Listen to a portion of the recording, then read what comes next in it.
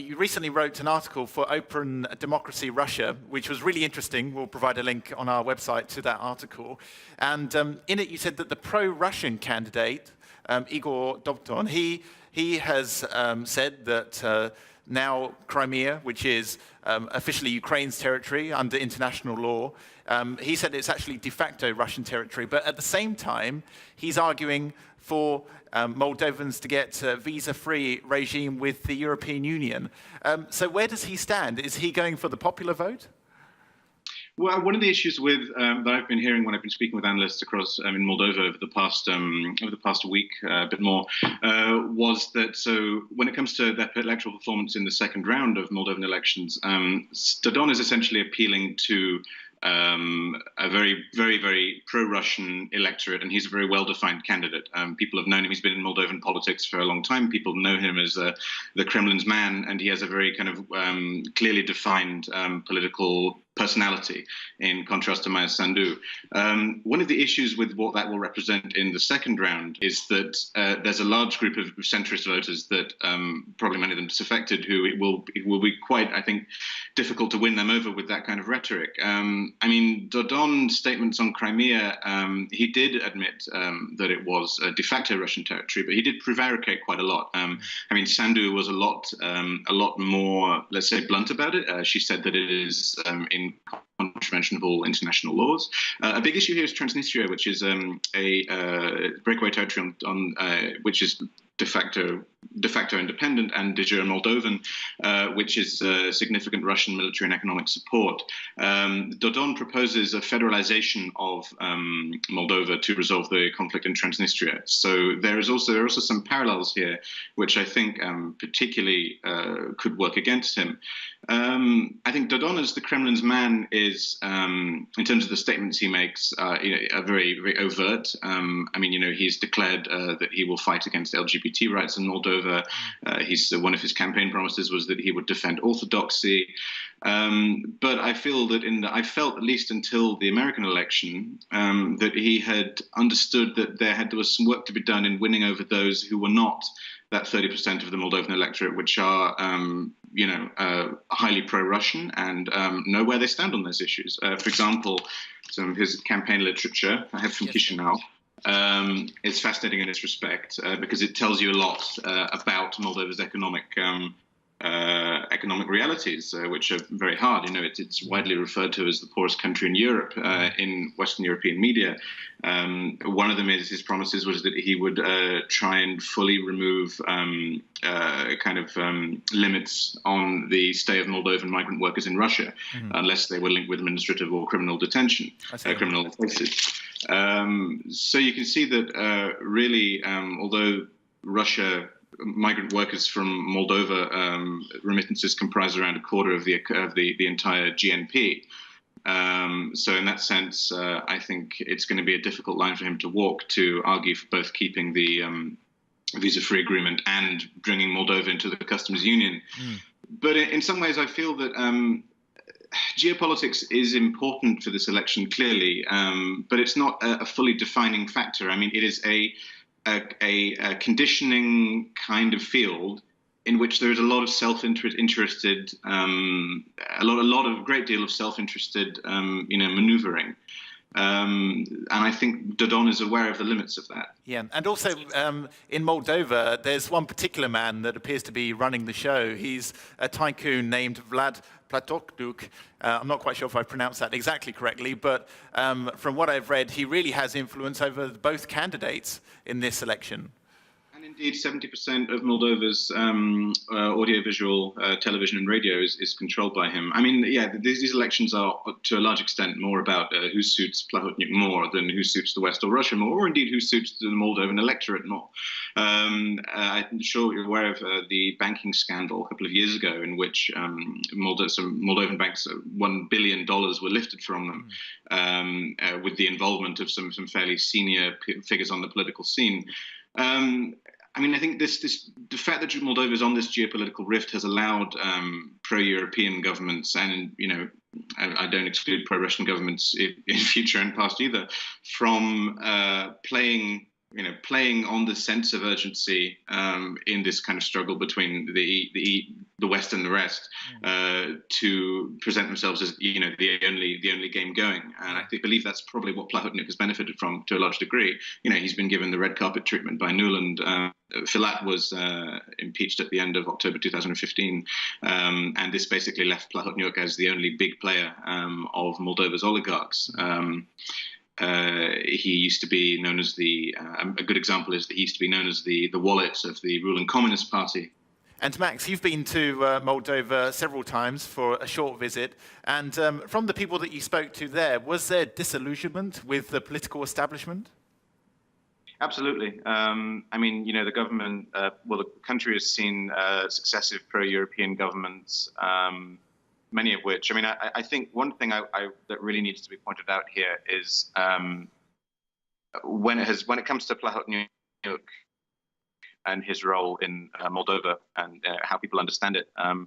One thing which young Moldovans who are more active in politics said to me was that we protest oligarchy doesn't necessarily make us pro-Russian. The fact that there are pro-European governments who are partly kind of very strongly influenced by somebody who is not pro-European, not pro-Russian, but pro-Plahotniuc, puts people in a very difficult place if they really want to kind of try and change the structure, the oligarchy-ridden structure of Moldovan politics, and some geopolitical balance, but kind of places this binary on things, which makes that very difficult to articulate. I traveled a lot. I tried to travel outside Chisinau, the capital. Electoral maps of Moldovan voting patterns show that often the very center of the country around Chisinau, at least within 80 kilometers, voted very strongly for Sandu in the first round, and the north and the south voted very strongly for Dodon. You see this a lot. There's a minority issue here as well, to some degree. One really big bugbear in Moldovan politics has been this idea of reunification with Romania, which has always been not really a seriously considered option, but it's been on the table and it's there in political culture.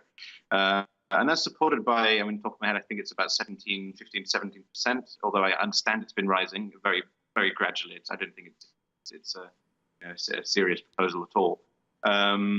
And this is something which Dodon has tried to smear Sandu with. She is the pro-union candidate. She is, pro-Romanian. And this is something which I've met a lot in areas with minority populations, Russian speakers, Ukrainians, Gagauz, Bulgarians in the south of the country. That kind of fear of the unification with Romania, in which they felt they would lose status and they would lose, they would lose a political culture which was familiar to them. That really works and pays off. And Dodon has quite a lot of support among ethnic minorities. And that's true as well, because a lot of people have also spoken about a potential wave of migrants coming into Moldova. We've seen in other European countries like France, in Germany as well, the growing rise of radical parties who are using this tragedy, the war in Syria, to their political advantage. Do you see this in Moldova as well? Not at all. Moldova. I don't see. I think Moldova is the issue with Moldova is that it's a origin country of migrants. This is one of the big smears against Sandu, which has been really working to Dodon's advantage, as well as her gender, as well as religion, all kinds of questions. Some of the pro-Dodon media has been putting out rumors that she's going to let in Syrian refugees into the country. I don't think anyone takes it seriously, but that speaks to one of the big dynamics in the second round, which is the fact that Maia Sandu is a fresh face in politics. She was involved in Vlad's government. She was involved in the Democratic Party government, and she was a former Minister of Education, carried out some very strong reforms. The issue there is that Sandu, as she's not well known, it means that she can try and control the narrative about her, and she's a lot freer to present herself how she chooses than Dodon is, who has a very rigid. People know what he stands for. That does, on the other hand, mean that the Sandu is open to being smeared with rumors and lies and falsehoods, and we've seen quite a lot of that, unfortunately. In particular, the sexism has been fairly appalling because she's she's a single woman who doesn't. We don't think she has children, and Dodon has really played on that among a conservative electorate in Moldova. Oh yes, so they're really using this to boost their ratings. That's right, and I mean the church also has a role here as well. I mean Moldova, because of its very complex history, the Orthodox Church is split in two. So there's one Orthodox Church which is part of the Moscow Patriarchate, and the other which is part of the Romanian Orthodox Church. The Muscovite, the Moscow Russian Orthodox Church in Romania has given several quite rousing speeches in support of Dodon, which is, from what I understand, actually in contradiction of Moldovan law on how religious organizations should behave themselves. And yeah, I mean, it's certainly playing on a lot of the same symbolism of Europe as you see in Russian politics. And also, Maxime, I have a question for you about Moldova's significance on the international stage as well, because unless you're into Eastern European politics, it's unlikely that you would have studied the intricacies of the Moldovan elections. So why are they important?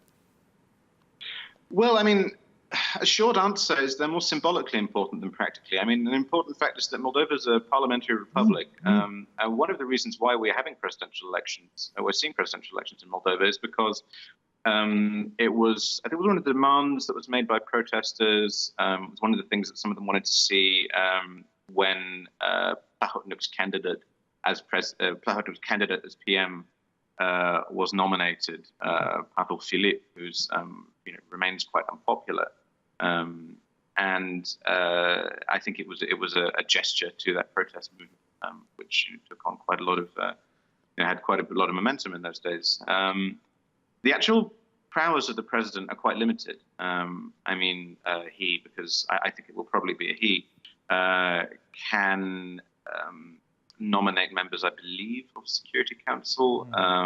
President can call referendums on matters of national importance. But when it comes to actually passing legislation, he could send legislation back for a second reading. But Plahotniuc controls the parliamentary majority. And this is why many Moldovan analysts really believe that actually, this is something you saw in the debates, in the second round. Both candidates were accusing each other of being Plahotniuc's man, or Plahotniuc's candidate, rather.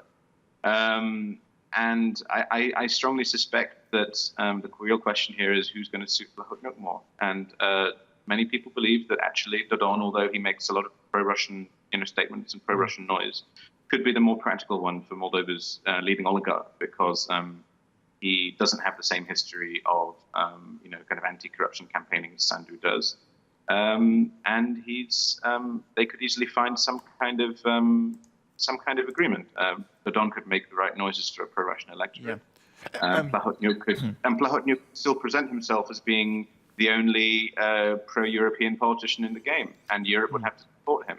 The real important thing for this is that there are parliamentary elections in 2018, and that's when this will matter, because a socialist party president who's pro-Russian could do some real groundwork in preparation for that, and then it will matter. Socialist parliamentary majority means Dodon will not have to agree anything with Plahotniuc or any other politician to make these declarations a reality. Because that's mostly what they are at the moment, they're declarations. Okay, perfect. Maxime, thank you very much for joining us on Hromadske International.